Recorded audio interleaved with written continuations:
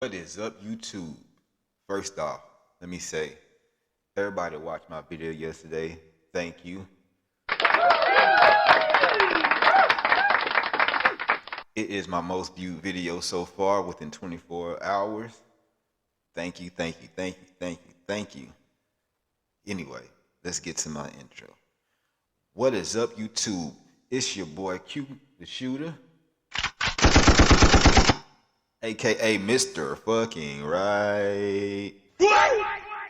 Hey, and today I got another reaction video for you guys. Today I'm doing something different. It's not mental health. Well, it's a little bit into the mental health, but this video is by Jubilee. I think that's the name of the page name. It is Do All Black People Think Alike? Me personally, I know for a fact that we don't. But anyway, we're gonna entertain the idea and see what they talking about. Y'all ready? Let's go.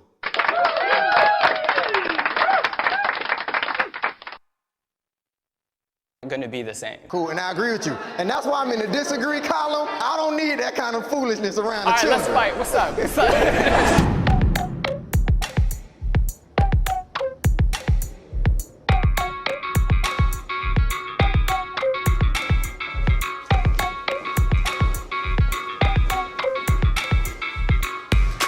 And as they answer the questions, guys, y'all can answer down below. See how y'all feel about all these questions. Let's go.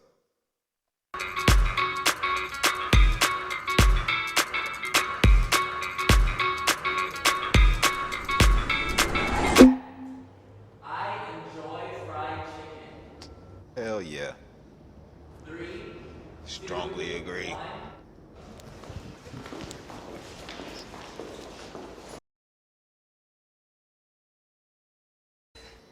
I thoroughly enjoy fried chicken. I love it. You know, I understand the stereotypes about it and all that kind of stuff, but yeah. I love it. Hey, we ain't the I only just ones don't really like fried chicken, food. I'm though, not man. really a fan of chicken. I've never ate it, so. You've never had fried chicken?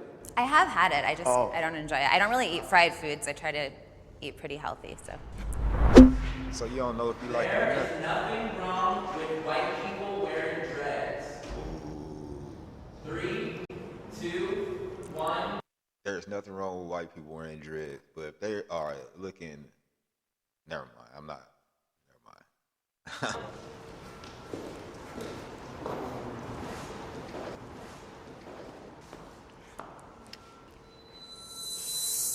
I feel like I'm always on the wrong side of the room.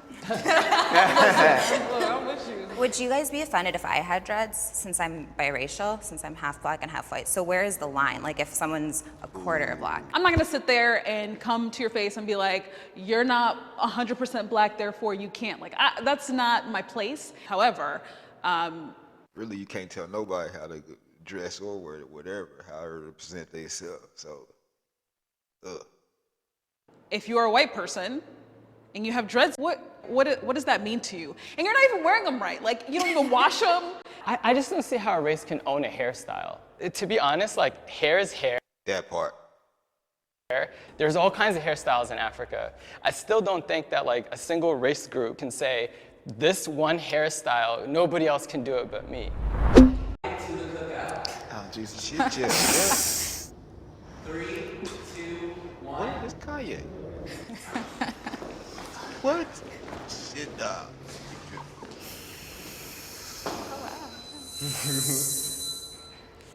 This cookout needs to just die. Like, no more cookouts. Nah, bruh, just go home. Like, there ain't no cookout. I'm sorry, I strongly agree because I don't like the idea of perpetuating this concept that all black people have to be the same and think the same and act the same. I don't think he's fully understood. People like Kanye are creatives and he uses like creative speech. And some people just take him at face value or like kind of like the literal sense of what he's saying. And if you did that, I disagree with that, Deep. Like, I don't think that he's so creative and that his words are being misinterpreted. Like, he's making very specific phrases, like, black people chose to be slaves. That's completely untrue, and in my opinion, that's just unacceptable. But I think that And that's why I will have him at the barbecue, because I want to pick his brain, see how he really thinks. that's people misunderstanding what he's saying.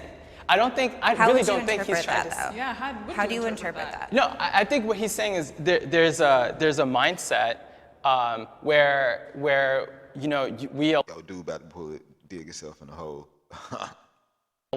where like Here, so okay, like he was trying to say it in the term of like, you know, it was a choice for you to stay there when you knew that you could have done whatever else to get out and maybe you would have ended up dead, but it would have been better than being a slave. So I don't, it's not like I'm, whoa. Listen to you, them talking to Kanye. Comment down below. Let's go.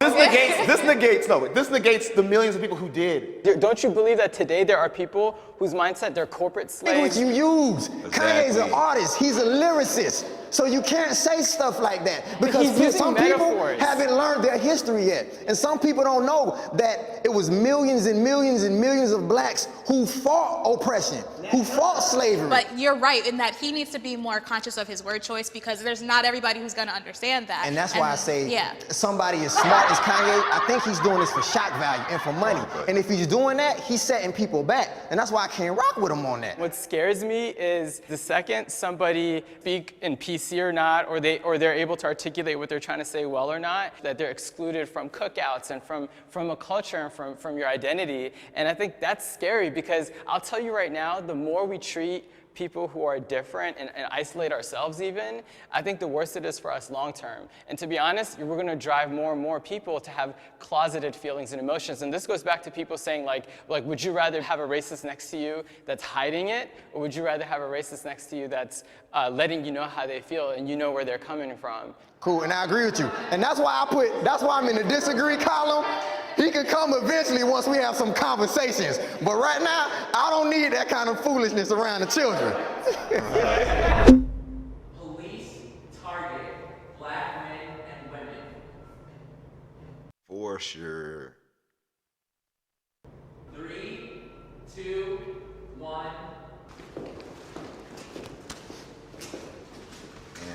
Strongly agree.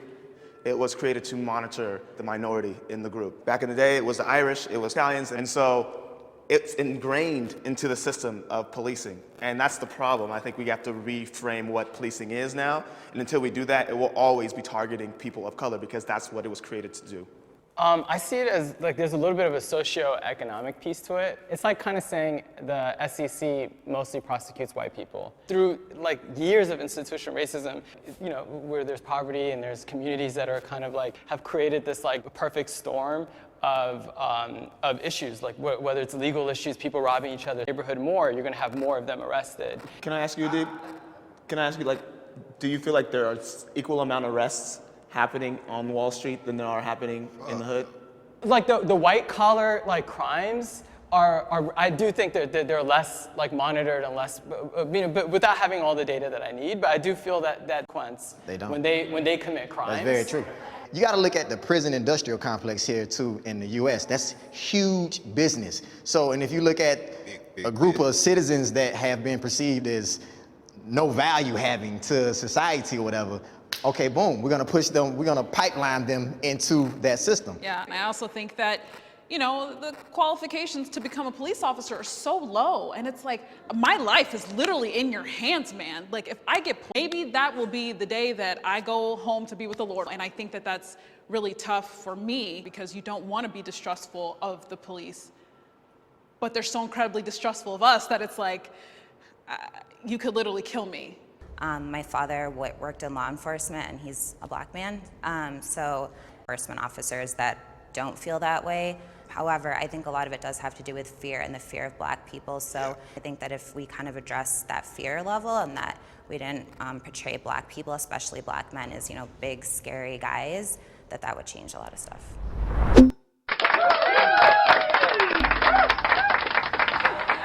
Differently around people who aren't black. 3, 2, 1. Hell yeah, that's a good one. Sometimes.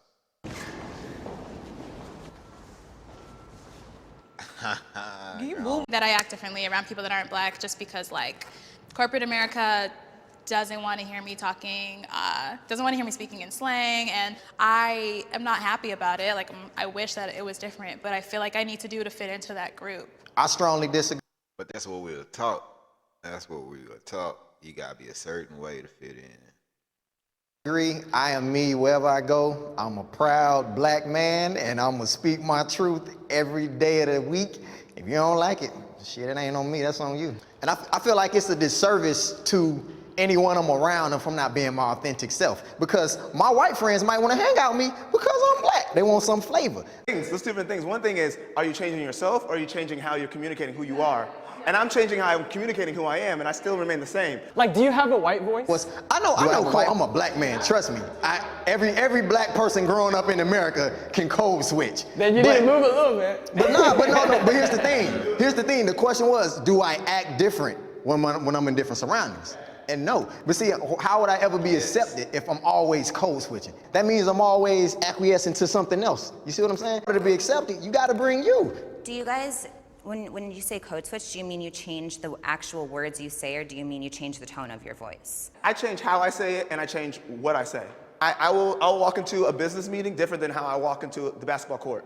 So that's me changing to fit the scenario to benefit the end goal. And I don't view that as a negative. I view that as me focusing on what the end goal is.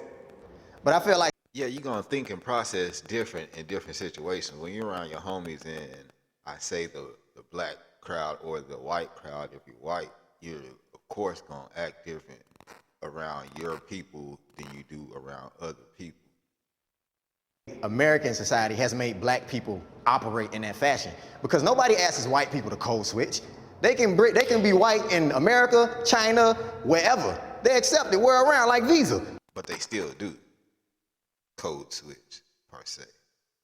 But I'm the only one that has to go around and say, oh, hi, how you doing? I am proud to be black. Fuck yeah. 3, Let's 2, go. 1. Yeah, clap it. Yes, sir. That's what I'm talking about. Hand clap for y'all. I agree. Yeah.